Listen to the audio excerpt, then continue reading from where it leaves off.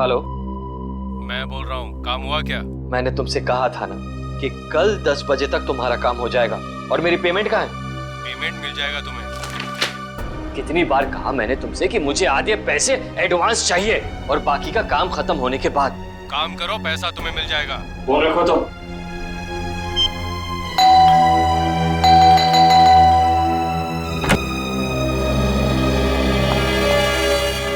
क्या बात है? इतनी घबराई भी क्यों हो? कविता,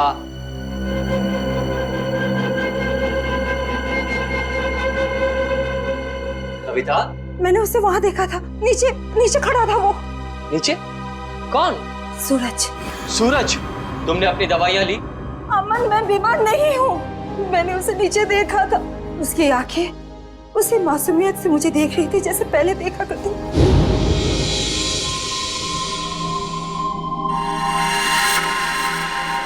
सूरज, सूरज तुम वापस आ गए? मैं जानती थी कि तुम आओगे। ये खून? सूरज, सूरज, सूरज! मैंने आवाज भी दी उसे। मेरे इन हाथों से उसे छूना चाहती थी, उसे आशीर्वाद देना चाहती थी, लेकिन जब तक मैं उसके पास पहुंची वो गायब हो गया। कविता, ये सब तुम्हारा वहम है। मैं जानती थी कि तुम यही कहोगे। मैं जानती थी आपको यकीन नहीं होगा। अरे आप ही क्या, कोई भी मेरा यकीन नहीं करेगा। लेकिन ये बात सिर्फ आज की नहीं है, पिछले कई दिनों से मैं देख रही हूँ। वहाँ देखिए, देखिए उस घर में। कविता, बस बस। अरे पिछले 1 साल से उस फ्लैट में कोई नहीं रहता है। ठीक है, आपको यकीन नहीं हो रहा है ना, तो आप 5 मिनट रुकिए। वो वहीं आएगा, उसी घर में जरूर आएगा, आपको जरूर दिखेगा वो। ओके, 5 मिनट ना? ठीक है, रुकते हैं 5 मिनट। देखो सूरज, कहाँ हो तुम?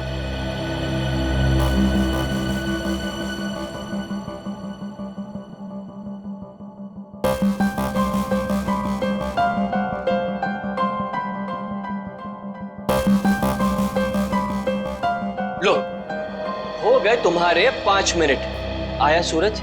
आया नहीं ना? प्लीज 5 मिनट और रुकिए, वो जरूर आएगा। बस कविता, बस। अरे अगले आधे घंटे भी यहाँ खड़ी रहोगी ना, तब भी वहां सूरज नहीं आएगा। तुम्हारे पास ये सब फजूल की बातों के लिए फुर्सत है, मेरे पास नहीं। Enough of this nonsense. रुकिए तो, वो आएगा, वो जरूर आएगा।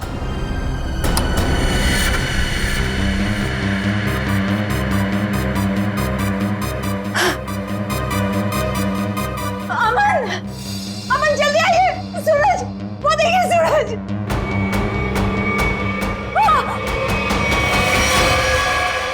सूरज, अमन, अमन, अमन, जल्दी आइए, जल्दी आइए। अरे अमन, सूरज गिर गया। कविता, आइए जल्दी, आइए। वो छत से गिर गया है, मैंने अपनी आंखों से देखा है। चलिए जल्दी। कविता क्या कर रही हो? अरे सबके सामने तमाशा मत करो प्लीज। अरे हमें सूरज को बचाना है। सूरज, सूरज! क्या हुआ मैम साहब, आप इस तरह चिल्ला क्यों रही हैं? कहाँ है सूरज? सूरज कहाँ गया? कौन सूरज मैम साहब? इस विंग में तो इस नाम के कोई भी साहब नहीं रहते। अमन, अमन मेरा यकीन करिए, सूरज को मैंने ऊपर बालकनी से गिरते हुए देखा था। यहीं गिरा था वो। देखो, यहाँ तो कोई भी नहीं है कोई दिख रहा है? नहीं ना? कविता क्या कर रही हो तुम? मैम साहब, जरूर आपने कोई बुरा सपना देखा होगा मैम साहब। नहीं, ना ही मैंने कोई सपना देखा है और ना ही मेरा ये कोई वहम है। मैंने उसे अपनी आंखों से देखा है, समझे तुम? कविता, कविता, बस करो तुम। मैं अब और बर्दाश्त नहीं कर सकता। आज तुम्हारे इस वहम को मैं दूर कर ही देता हूँ। ये इसी मनुष्य फ्लैट से तुमने सूरज को कूदते हुए देखा था ना? यही है ना वो फ्लैट? मैं सच कह रही हूँ अमन, मैं सच कह रही हूँ। मैंने अपनी आंखों से देखा है उसे गिरते हुए।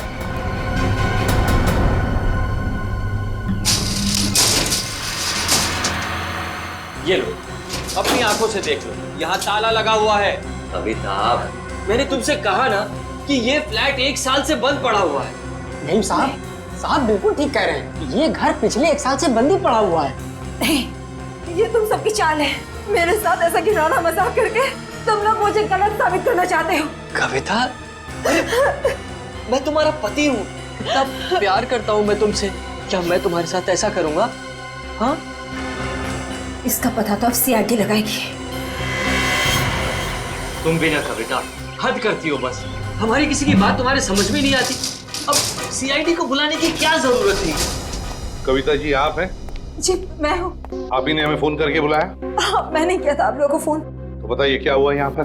मैं आपको बताता हूँ सर। कविता आप क्या कौन है? मैं अमन, कविता का पति और सूरज का फैमिली लॉ।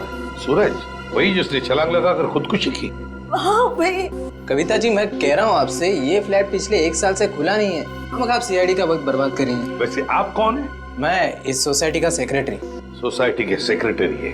तो फिर सेक्रेटरी साहब, अगर कविता जी ने किसी को छलांग लगाकर खुदकुशी करते हुए देखा है तो उसकी तहकीकात करना हमारा फर्ज है, समझे आप? आप हमारा वक्त बर्बाद करने की चिंता मत कीजिए। फ्लैट कहाँ है बताइए? जी ये चाबी है आपके पास? जी। तो खोलिए। कविता जी आप देख सकते हैं यहाँ सारा सामान ढका हुआ है, कोई यहाँ कैसे आएगा? यहाँ की साफ सफाई तक नहीं हुई है। सेक्रेटरी साहब, आप थोड़ी देर के लिए अपना मुंह बंद रखेंगे और सीआईडी को अपना काम करने दीजिए, ठीक है? जैसा आप ठीक समझे। हाँ तो कविता ये बताइए, कल रात को आपने सूरज को कहाँ पर देखा? जी वहाँ उस बालकनी में। बालकनी?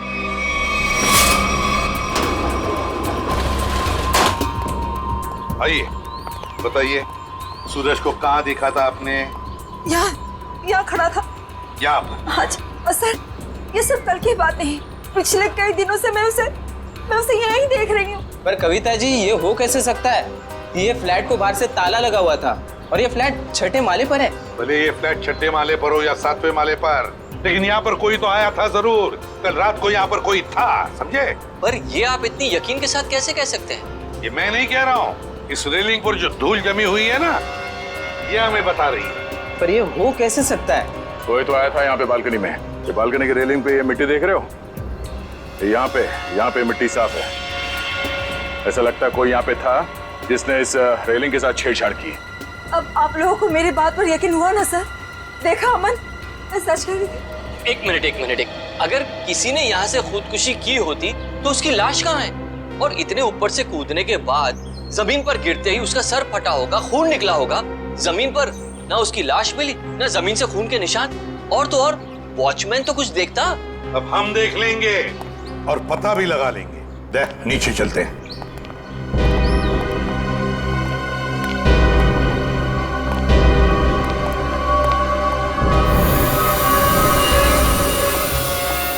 आश्रय, कोई खून के निशान दिख रहे क्या? नहीं सर, अब तक तो यहाँ कुछ नहीं मिला है।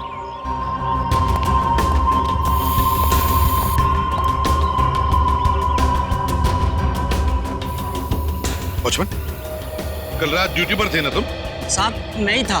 तो फिर तुमने देखा कैसे नहीं किसी को ऊपर से गिरते हुए? साहब रात में मैं ही यहाँ पे बैठा हुआ था। ये मेम साहब अचानक यहाँ आई और बोलने लगी कि सूरज ऊपर से कूद गया। अच्छा एक बात बताओ, कल कोई अनजान आदमी आया था कल रात को यहाँ इस विंग में? नहीं साहब, इस विंग में जो लोग रहते हैं वही लोग आए थे साहब। आप चाहें तो मैं आपको रजिस्टर भी दिखा सकता हूँ साहब। सर हाँ? सर खून के कोई ट्रेसेस नहीं मिले वहाँ पे। ऐसे कैसे हो सकता है? आप लोगों को कुछ सबूत मिला है ना बालकनी में किसी की मौजूदगी का? मैं सच कह रही हूँ सर, मेरा यकीन कीजिए। कविता जी, हम आपका पूरा विश्वास कर रहे हैं, आप सच बोल रही हैं। मैं तो सच बोल रही हूँ, लेकिन मुझे लगता है कि ये लोग झूठ बोल रहे हैं। क्या मतलब? शायद ये लोग मुझे झूठा साबित करना चाहते हैं। लेकिन क्यों गलत साबित करना चाहते हैं ये लोग?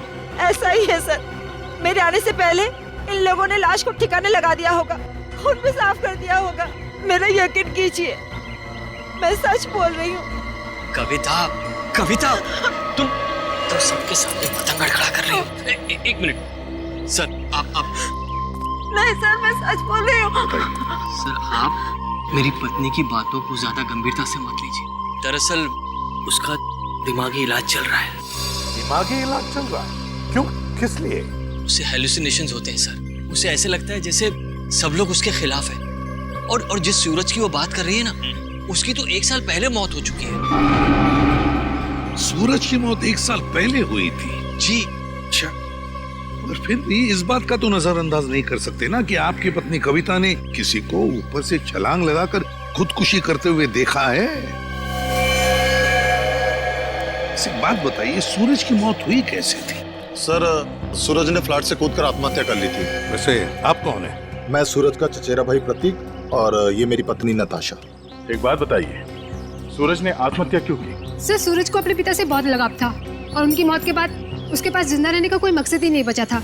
कविता जी, एक बात बताइए, क्या आपने 1 साल पहले सूरज को कूदते हुए देखा था अपने घर से? तभी मैं इस शहर में नहीं थी सर। मेरे वापस आने के बाद मुझे बताया गया था, लेकिन मुझे यकीन ही नहीं हुआ।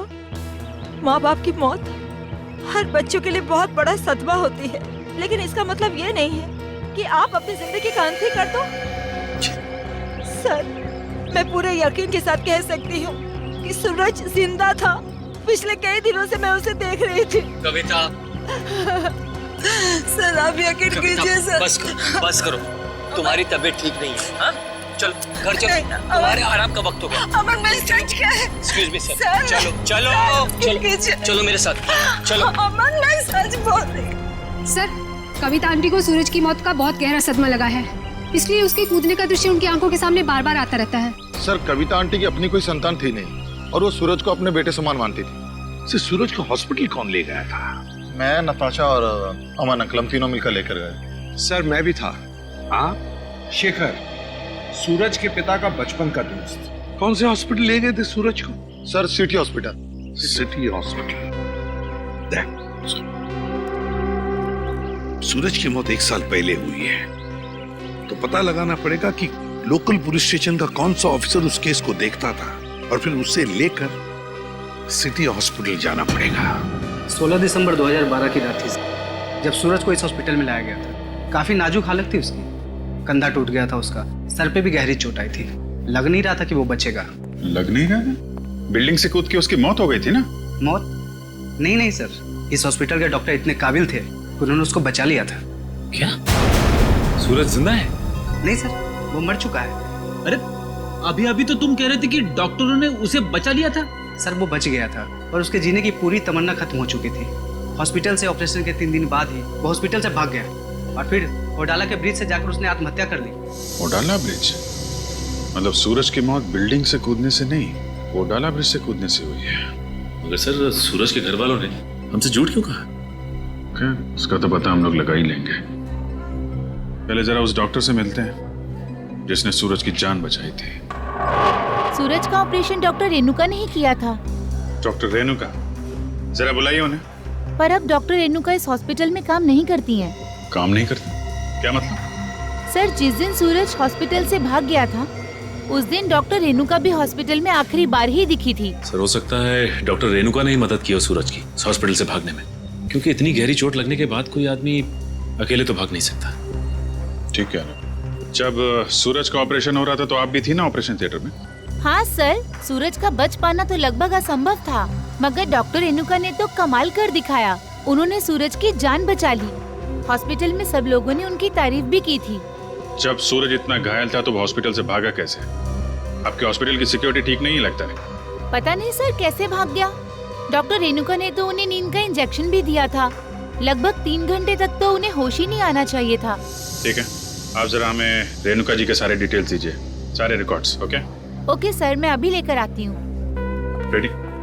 पता करो उस रात सिक्योरिटी में कौन था, लेके आओ। सचिन, आप इनके साथ होडाला ब्रिज जाओ, देखो कहाँ से छलांग मारी थी उस सूरज ने।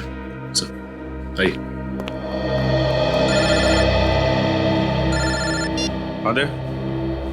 नहीं, अभी तो मैं हॉस्पिटल में ही हूँ। हाँ, कुछ हैरत अंगेज चीजें पता चली है, मिलके बताता हूँ। Okay bye. सर, उस रात ये वॉचमैन ड्यूटी पे था। एक घायल आदमी हॉस्पिटल से भाग गया है? ड्यूटी पे सोते हो क्या? साहब, मैंने उसे रोकने की पूरी कोशिश की थी, लेकिन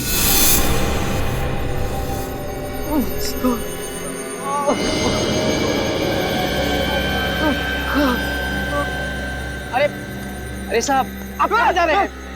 अपने काम से काम रख। ऐसे मैं आपको नहीं जाने दे सकता साहब। मेरे बीच में हट जा वरना फिर जान ले लूंगा। और साहब ये कहाँ से उठाया आपने? नहीं, मैं आपको नहीं जाने दे सकता।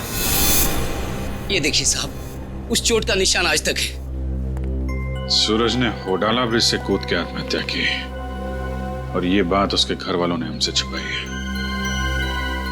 कोई तो ऐसा राज है जिस पर वो लोग पर्दा डालने की कोशिश कर रहे हैं। क्या सूरज की मौत बिल्डिंग से कूदने से नहीं बल्कि होराला ब्रिज से छलांग लगाने से हुई थी? और इतनी बड़ी बात तुम लोगों ने मुझसे क्यों छुपाई? सिर्फ आप ही से नहीं कविता जी, इतनी बड़ी बात सीआईडी से भी छुपाई गई है। कानून से कोई बात तब छुपाई जाती है जब जुर्म के ऊपर पर्दा डालने की कोशिश की जा रही हो। हाँ? वो ये बात हमने कविता से इसलिए छुपाई थी, हम नहीं चाहते थे कि कविता सूरज के वापस लौटने की झूठी उम्मीद में जिए। जी हाँ सर, मौत बिल्डिंग से कूदकर हुई हो या फिर होडाला ब्रिज से छलांग लगाकर। सच तो ये है कि सूरज अब कभी भी लौटकर वापस हमारी जिंदगी में नहीं है। माना सूरज ने होडाला ब्रिज से नीचे छलांग लगाई मगर किसी को उसकी लाश मिली? हाँ? तो आप लोग इतने यकीन के साथ कैसे कह सकते हैं कि सूरज मर चुका है? मैं जानती थी कि सूरज जिंदा है और वो वापस जरूर आएगा।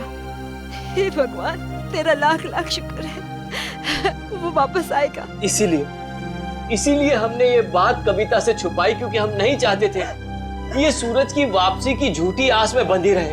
अब आपने इसे सब कुछ सच सच बताकर इस बेचारे की बची कुची जिंदगी में भी जहर घोल दिया। तुम मेरे पति नहीं हो, दुश्मन है दुश्मन। तुमसे मेरी खुशी देखी नहीं जाती, मेरा सुख तुमसे बर्दाश्त नहीं होता।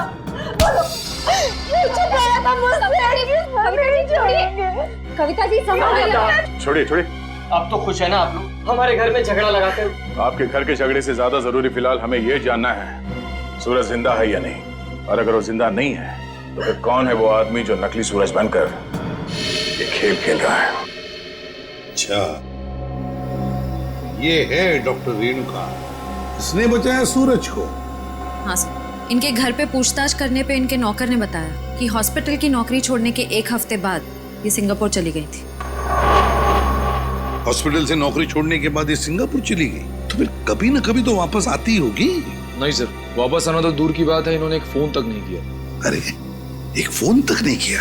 बड़ी अजीब बात है। कोई अपना घर नौकर पर सौंप जाता है तो कभी न कभी फोन करके पूछताछ तो करता है घर की हालत के बारे में। हाँ सर, पर इन्होंने ऐसा बिल्कुल नहीं किया। और सर, नौकरों की पगार हर महीने सीधे उनके अकाउंट्स में डाल दी जाती है, वो भी कैश। नहीं, कुछ और ही चक्कर है, कुछ और ही चक्कर है ये। सर ये धीरज, इन्होंने सूरज को होडाला ब्रिज से कूदते हुए देखा था 1 साल। क्या तुम्हें पूरा यकीन है कि वो सूरज ही था? जी सर, पुलिस ने उस वक्त उसकी फोटो दिखाई थी, वही सूरज था। क्या यही था वो? हैं? जी सर, यही सूरज था। अगर तुमने सूरज को ब्रिज से कूदते हुए देखा तो तुमने उसे बचाने की कोशिश क्यों नहीं की? रोका क्यों नहीं उसे? सर, मुझे नहीं मालूम था कि ये कूदने वाला है। मैंने समझा कि बस यूं ही टहलने के लिए आया होगा। जब तक मैं कुछ समझ पाता, इन्होंने वहां से छलांग लगा दी। कब हुआ ये? सर, रात तकरीबन 1 बजे की। रात के 1 बजे? तो क्या मैं पूछ सकता हूँ कि रात के 1 बजे आप वहाँ क्या कर रहे थे होडाला ब्रिज पर? सर, वो क्या है ना कि मैं एक लेखक हूँ। जब कभी कहानी लिखते लिखते अटक जाता हूँ तो वहाँ टहलने के लिए निकल पड़ता हूँ, इस उम्मीद से कि शायद कोई नई प्रेरणा मिल जाए। लेकिन जब से ये हादसा हुआ है ना सर, मैंने उस ब्रिज पे जाना बंद कर दिया है। वैसे आप लिखते क्या है? सर, मैं उपन्यास लिखता हूँ, नोवेल्स।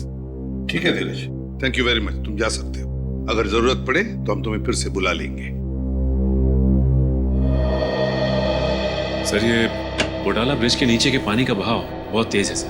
अगर कोई भी आदमी ऊपर से नीचे गिरता है तो उसका बचना अब नामुमकिन है सर। और तो और सर, पुलिस वालों ने उस जगह की अच्छी तरीके से छानबीन करवाई थी गोताखोरों से, लेकिन सूरज की लाश नहीं मिली थी सर।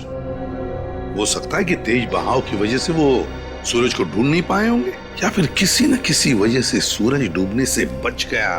सर, अगर ये सूरज बच गया है तो सिर्फ कविता जी को क्यों दिखाई देता है? अमन जी या बाकी लोगों को क्यों नहीं? वही तो, अगर ये बच गए तो सिर्फ कविता को ही कैसे दिखता है, और किसी को क्यों नहीं दिखता? नहीं नहीं नहीं नहीं नहीं नहीं, कुछ ना कुछ तो गड़बड़ जरूर है, क्योंकि अगर ये बच गया तो सबके सामने क्यों नहीं आता है? सर, शायद ये कविता जी का कोई वहम है। नहीं नहीं नहीं निखिल, ये कोई वहम नहीं है, कोई वहम नहीं है। अगर ये कविता जी का वहम होता तो सूरज की घर की बालकनी के रेलिंग पर जो धूल जमा हुई थी उसमें से इतना सा हिस्सा ही साफ कैसे मिला हमको? इतना सा हिस्सा साफ कैसे मिला? उसका एक ही मतलब है कि कोई ना कोई तो था सूरज के घर में। कोई ना कोई तो गया था सूरज के घर में जिसे कविता ने देख लिया, मगर कौन गया था सूरज के घर में? है कौन ये? इसका पता तो लगाना ही पड़ेगा।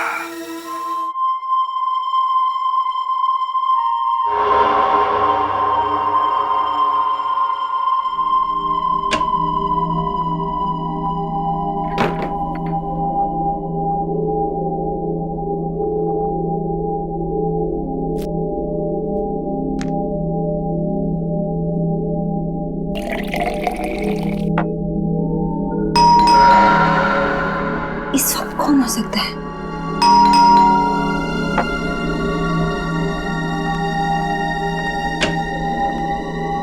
कौन है?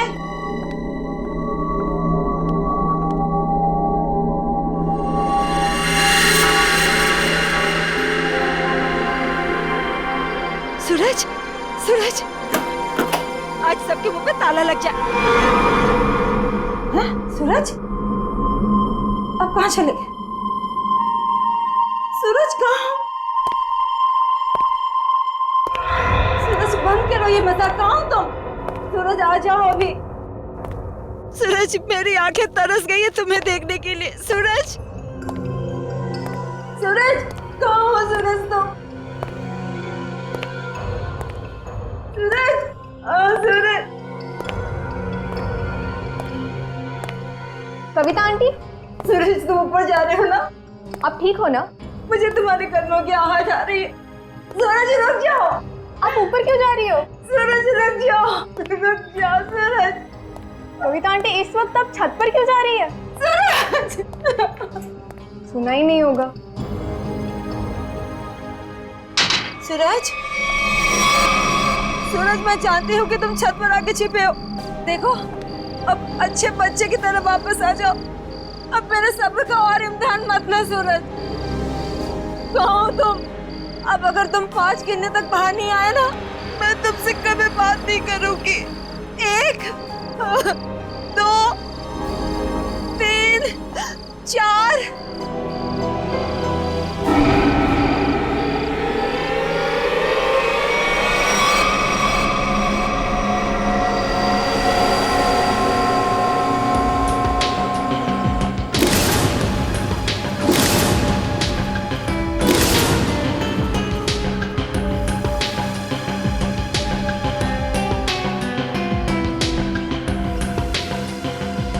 तुम इस विंग के वॉचमैन हो ना? जी साहब। कैसे हुआ ये सब? साहब, कल रात तकरीबन 2 बजे मुझे किसी की चीख सुनाई दी। देखा तो कविता मैम साहब लहूलुहान जमीन पर पड़ी हुई थी। सर, मैं सोच भी नहीं सकता था कि सूरज के गम में कविता आत्महत्या। पता नहीं आजकल के लोग इतना कमजोर क्यों हो गए। दुख बर्दाश्त करने की किसी में भी शक्ति नहीं रही। सर, सही है, देखिए।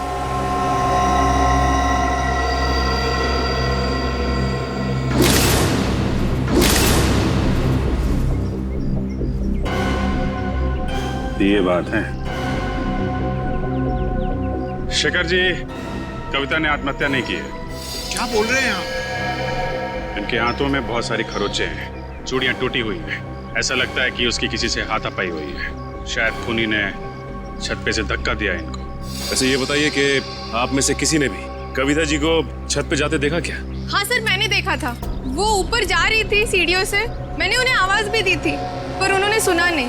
कविता जी अकेले छत पे जा रही थी या उनके साथ में कोई और भी था? वो अकेली थी सर, और वो बार बार सूरज का नाम ले रही थी सर। मतलब सर, ये सूरज भी छत पे ही था? हो सकता है, या फिर वो आदमी जो सूरज बनने का नाटक कर रहा है। ये अमन जी नहीं दिखाई दे रहे? कहाँ है वो? पता नहीं जी, सुबह से उसका नंबर ट्राई कर रहा हूँ लेकिन फोन ऑफ है। सर, वो घर पे भी नहीं है। शायद ऑफिस में हो। ऑफिस के नंबर पे डायल करके देख, कहाँ है वो? कल रात कोई अनजान आदमी आया था यहाँ पे? नहीं साहब, मैंने किसी को नहीं देखा। सो रहे थे क्या? नहीं साहब, मैं सच कह रहा हूँ। मैं कल रात जाग रहा था और मैंने किसी को नहीं देखा इस विंग में जाते हुए। अगर जाग रहे थे तो किसी और को कविता के साथ छत पे जाते हुए क्यों नहीं देखा तुमने? मुझे तो ये भी नहीं पता साहब कि कविता मैम छत पे कैसे चली गई। छत का दरवाजा हमेशा बंद रहता है। चाबी किसके पास रहती है? चाबी मेरे पास रहती है साहब। लाओ चाबी, लो। सर, ये देखिए, चाबी में चिकनाहट है। बना तो है साबुन। लगता है किसी ने साबुन पे चाबी का निशान लिया है और डुप्लीकेट चाबी बनाई है। नहीं साहब, मैंने किसी को चाबी नहीं दी थी साहब। तुमने कुछ नहीं किया, लेकिन लापरवाही तो की है ना तुमने। केबिन में तुमने चाबी लावारिस छोड़ दी होगी और इस बात का फायदा उठाकर किसी ने डुप्लीकेट चाबी बनवा ली। खूनी जो कोई भी है, छत पे जरूर कोई निशान छोड़ा होगा उसने। श्रेया, बॉडी को पोस्टमार्टम के लिए भिजवा दो।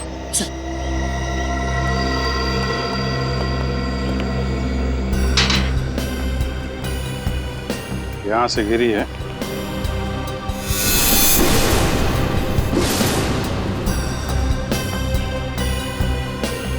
चूड़ी, इसका मतलब यहीं से खूनी ने कविता जी को नीचे फेंका है। यहीं पे हाथा पाई हुई होगी और खूनी ने कविता को यहां से फेंक दिया है। ये देखिए जूते के निशान, जरा नाप के देखो। इसका मतलब खूनी 10 या 11 नंबर के जूते पहनता होगा। लेकिन सर ये भी तो हो सकता है कि ये जूता खूनी का ना हो और किसी ऐसे आदमी का हो जो इस बिल्डिंग में रह रहा हो। सचिन वॉचमैन बता रहा था ना, दरवाजे पे ताला लगा रहता है और उस चाबी पे भी साबुन लगा हुआ है। इसका मतलब खूनी ने डुप्लीकेट चाबी बनाई है। ये निशान खूनी का ही होगा।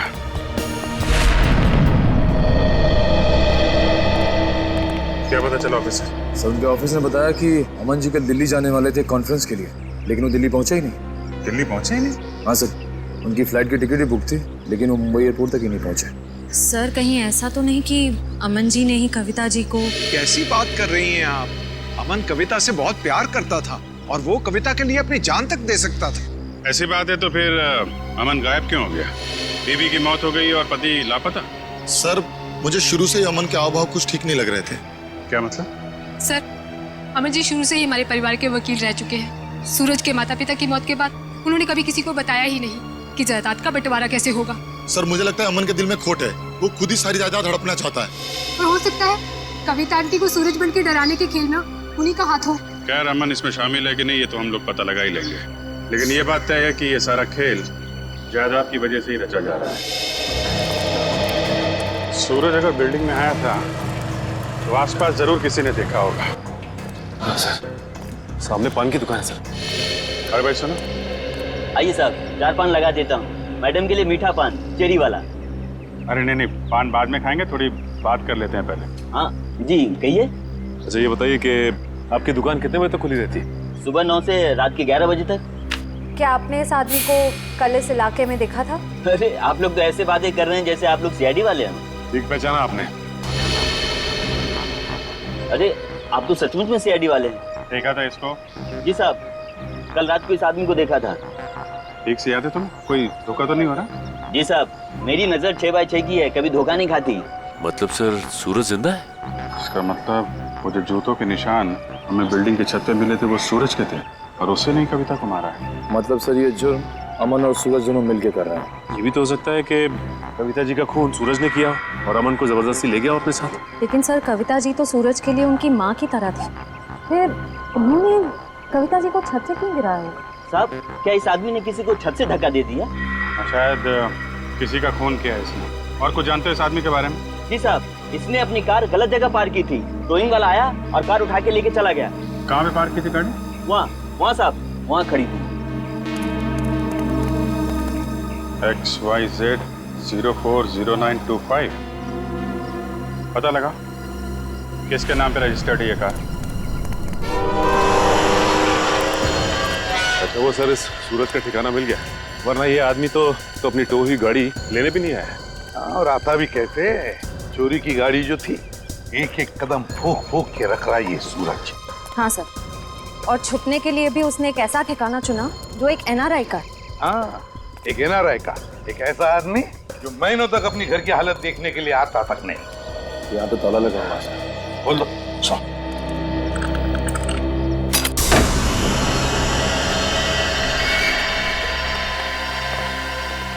इस कमरे में से तो बहुत बुरी तरह से बदबू आ रही है। ऐसा लगता है जैसे कोई लाश है। कोई लाश ही सड़ी है इस घर में। ढूंढो, देखो कहाँ पर है वो लाश।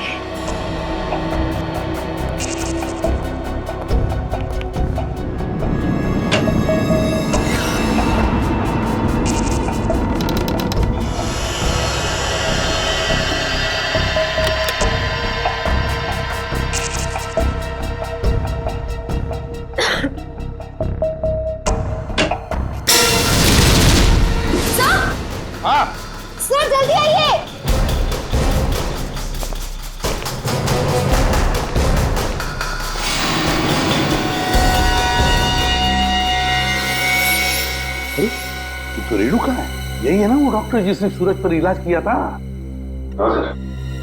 ये रेणुका ही है। लेकिन सर इसके नौकर ने तो बताया था कि रेणुका सिंगापुर गई। जरूर रेणुका ने झूठ कहा था अपने नौकर को कि वो सिंगापुर जा रही है। सर ये देखिए गले पे निशान, ऐसा लगता है किसी तार से गला घोंट के मारा गया है।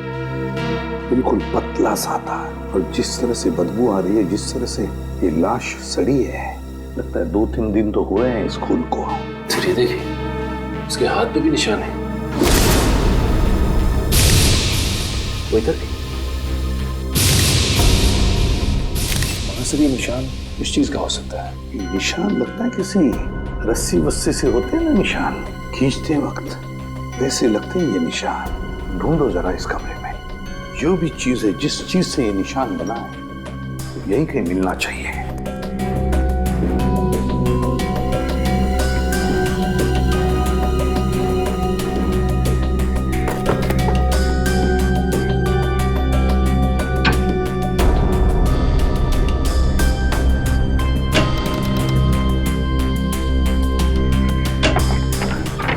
माय गॉड, सचिन ये देखो क्या है यहाँ पर कबर्ड में।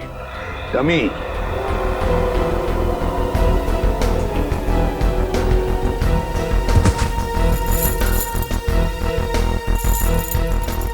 कैरबिनेर और रस्सी भी। सचिन, लगता है रेणुका के हाथ पर जो निशान है ना, शायद इस रस्सी की वजह से ही है, खींचते हुए। ये देखो ऐसे। हाँ सर, लेकिन सर ये सारी की सारी चीजें इस घर में क्या कर रही हैं? क्योंकि ये सब चीजें तो शूटिंग में इस्तेमाल की जाती है, हार्नेस बांधने के लिए। याद है सचिन, सूरज के घर की बालकनी के रेलिंग पर बहुत सारी धूल जमी हुई थी, लेकिन एक जगह पर इतना सा हिस्सा साफ था। जरूर इस रस्सी की वजह से ही होगी वो जगह साफ। मतलब सर ये सूरज का बालकनी से कूदना कविता जी का वहम नहीं था, बल्कि रेणुका और सूरज दोनों की मिलीजुली साजिश थी। बिल्कुल सचिन, ऐसा ही होगा। हुआ ये कि सूरज जब अपने घर में आया तो कविता ने उसे सामने से देख लिया। फिर सूरज और रेणुका ने मिलकर इस डमी को अपने बालकनी से नीचे फेंक दिया। तब कविता को शायद ऐसे लगा कि सूरज अपनी बालकनी से कूद पड़ा, तो वो अपने पति के साथ नीचे दौड़ कर आई और यहाँ सूरज और रेणुका इस डमी को ऊपर खींचने लगी इस रस्सी से, और इसीलिए खींचने की कोशिश में रस्सी के जख्म के निशान रेणुका के दोनों हाथों पर आ गए। मगर सर ये सारा का सारा प्लान रेणुका और सूरज का था। एक बात समझ में नहीं आई, ऐसी क्या मजबूरी आई सूरज के सामने कि उसे रेणुका को मारना पड़ा? शायद रेणुका सूरज को ब्लैकमेल कर रही थी। Double game. काम करो, इस रेणुका के सारे फोन रिकॉर्ड्स चेक करो, सारे फोन रिकॉर्ड्स, और साथ में ये भी पता लगाओ कि ये डमी, ये कैरबिनेर और ये रस्सी कहां से खरीदे गए थे। पता चलेगा इस पूरे प्लान के पीछे किसका हाथ है, किसका दिमाग है। सर, हाँ सर आपने ठीक कहा था सर, वाकई में रेणुका के कॉल रिकॉर्ड से दूध का दूध और पानी का पानी हो गया सर। क्या पता चला फोन रिकॉर्ड से? ये देखिए सर, पिछले 1 साल में रेणुका को सबसे ज्यादा कॉल इस नंबर से आया सर, और ये नंबर अमन जी का है।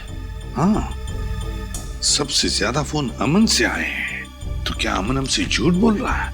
कहीं अमन भी तो मिला नहीं इसमें? हो सकता है सर, हो सकता है कि अपनी बीवी की मानसिक स्थिति का फायदा उठाया उसने और ये सारा ड्रामा रचा सूरज का, ताकि वो अकेले उसकी प्रॉपर्टी का हकदार बन जाए। सर एक बात मेरी समझ में नहीं आ रही है, वो सूरज जिसे उस पान वाले ने देखा था, वो असली सूरज था या नकली? वो असली भी हो सकता है श्रेया। भले ही सूरज ने होडाला ब्रिज से छलांग लगाई, मगर उसकी लाश कहाँ मिली है किसी को? अब तक किसी को भी उसकी लाश नहीं मिली है।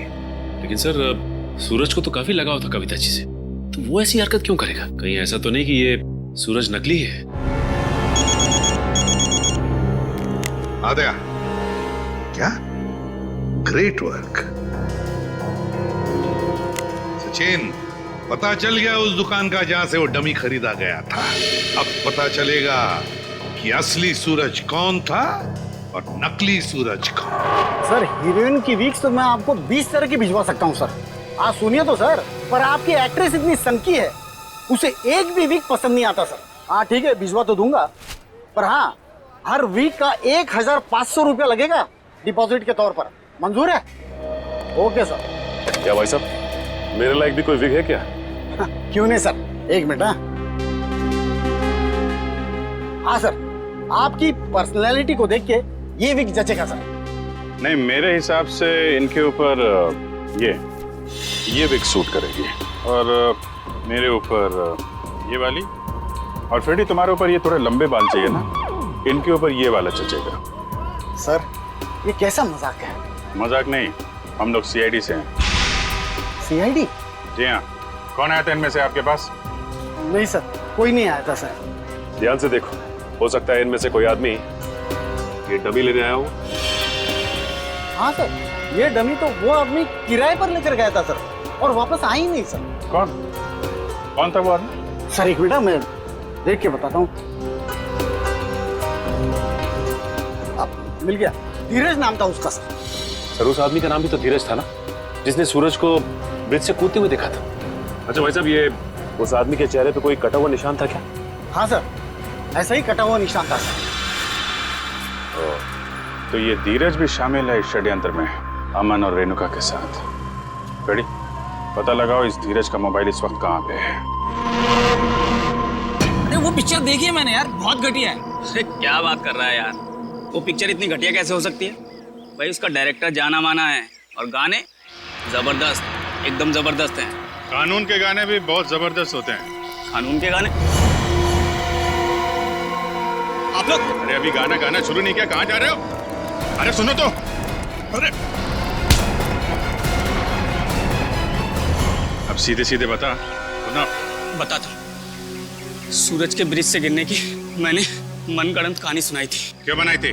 क्योंकि मुझे इस काम के लिए 1 लाख रुपए दिए गए थे। 1 लाख रुपए?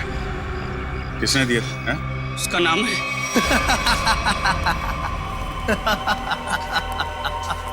क्यों किया तुमने कविता के साथ ये सब? और मुझे यहाँ इस तरह बांध कर तुम्हें क्या मिलेगा? सुकून, ढेर सारा सुकून। ठीक उसी तरह जिस तरह मौत की दुनिया से निकलकर जिंदा लोगों की दुनिया में आकर मिलता है, वो सुकून। बकवास बंद करो। ना तुम कभी मरे थे और ना ही तुम सूरज हो। बहरूपिये हो तुम, बहरूपिये। अरे बाप रे, तुम्हें तो सब पता है। क्या है ना कि इतनी बातें जानना तुम्हारी सेहत के लिए ठीक नहीं है, तो मैं सोच रहा हूं कि तुम्हारी सारी तकलीफें मैं दूर कर ही देता हूं। ये क्या कर रहे हो तुम? इतनी बातें जानना तुम्हारी सेहत के लिए ठीक नहीं है, तो मैं सोच रहा हूं कि तुम्हारी सारी तकलीफें मैं दूर कर ही देता हूं। ये क्या कर रहे हो तुम? रुक जाओ जतिन, इसकी टिकट काटने से पहले इसे देख लेने दो कि ये सारा खेल किसका रचा हुआ है। तुम? हाँ मैं कभी सोच भी नहीं सकता था कि इस सब के पीछे तुम हो। तुम्हारे सोचने की शक्ति वैसे भी कभी कुछ खास रही नहीं, और अब अपने जीवन के आखिरी पलों में अपने दिमाग पर जोर डालना बंद करो, हम ही सब कुछ आपको बता देते हैं। क्यों जतिन? क्या है ना कि तुम्हारे मरने के बाद मैं कोर्ट जाऊंगा, सूरज बनकर सरकारी कागजों पर दस्तखत करूंगा। फिर क्या है, सारी जायदाद हमारी। क्यों बॉस? अरे तुम लोगों को प्रॉपर्टी चाहिए थी तो मुझसे पहले ही कह देते। कविता की जान लेने की क्या जरूरत थी? बहुत अफसोस है कविता की मौत का। जतिन चलो, अब देर मत करो, इसे भी भेज दो कविता के पास, भेज दो। Yes boss.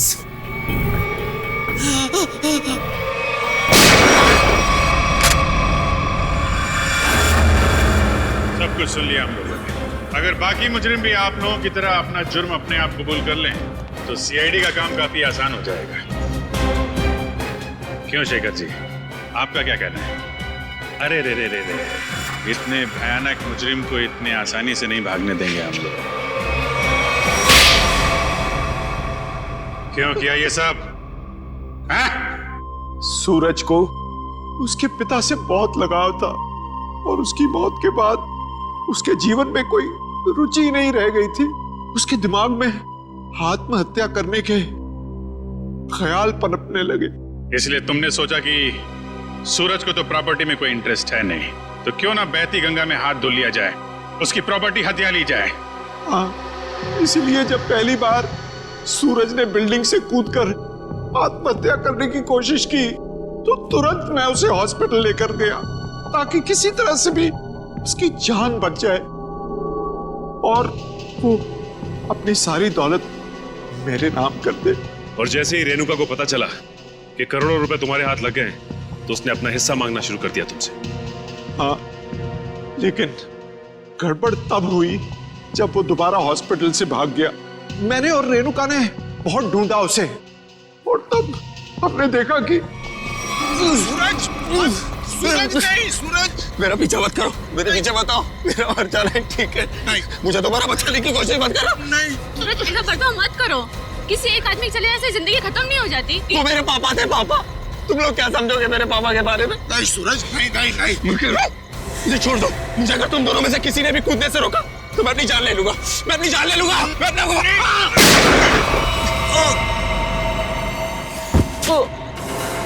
क्या सूरज को तुमने मार डाला? जानबूझकर नहीं मारा, गलती से गोली चल गई थी और फिर उसकी लाश को हमने नीमवाड़ी के जंगल में दफना दी। और फिर धीरज को तुमने अपना झूठा गवाह बना लिया ताकि कानून को गुमराह कर सको। हाँ, और जब हमें जतिन मिला जो सूरज का हम शक्ल था तो मुझे ऐसा लगा कि शायद कुदरत यही चाहती है कि मैं करोड़ों का मालिक बनूं, वरना ऐसा संयोग क्यों होता? कुछ संयोग इसलिए होते हैं कि ताकि अपराधियों को उनके किए हुए की सजा मिल सके। तुम दोनों फांसी की तैयारी करो, फांसी होगी तुमको, फांसी।